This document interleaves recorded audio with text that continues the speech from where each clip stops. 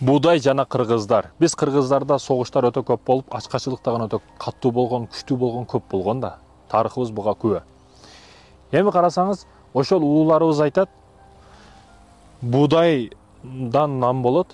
Нан бизге өтө мындай кичинекей ушак түшүп кетсе дагы, сыйлагын, урматтагын ушакты тепсебегин деп үйрөтүшкөн. Нанды жер жазса алып койгон бир текшеге жегин келсе дагы деп өтө нанга бир сезимдерибиз башкача го. Нан дайындала турган ушул буудай. Буудайды кесип тепсегенге дагы болбойт дейт. Бирок качан болот дейт? Ким эжесин урматтаса, сыйласа. Эжеңди үй будайдын аркы жагында тезирээк барышың керек. Үйдү ушул эзелкилерибиз, улууларыбыз ушул будайды кесип өткөнгө уруксат берген экен. Качан сен эжең үчүн барып атсаң. Эжең күтөт. Бир тууган эжең күтөт, карындашың күтөт. Атадан кийин, ата-энеден кийин жалгыз жеңген сен эркексиң. Барбайсың үйгө, кабар албайсың. Эжеңде болгон ушу тырнагынын үчүндө чуркап кызматын кылып калат. Эгер үйгө барып көргөн, 10 жылдан бери ачылган компоттор ачылат сен үчүн. Укам дейт, акам дейт, байкем дейт. Сагындым сизди дейт.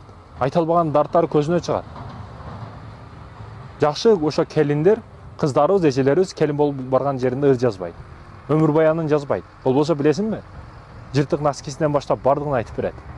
Мен ата-энем ток кылып, жакшы кылып чоңойткон экенсиз. Мен бул жерде чындап армиядан күчтүүрөөк кызматты кылдым.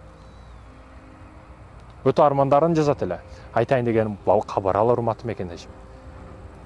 Эжеңи барып кабарын албасаң, ким кабар алат? Эжең үчүн жашабасаң, эжеңе бир сенин буюмуң керек эмес, тыйының керек эмес. Эки нан алып алып бар кабар алганы.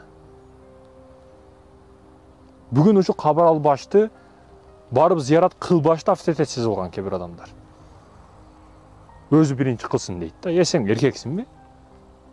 Эжең чалыш керек сага. Девушкаң менен 10 саат сүйлөшөсүң. Эжең менен 5 мүнөт сүйлөшө албайсың. Ошондуктан кенен ойлонуп, кенен чечимдерди чыгарышыбыз керек мекендештерим, эркектер. Эркек сен башта мамилени. Токойго барып, бирдекени уулап, кийикте уулап келип, аялаган бере турган сенсиң. Мамилени биринчи баштай турган сенсиң дегеним.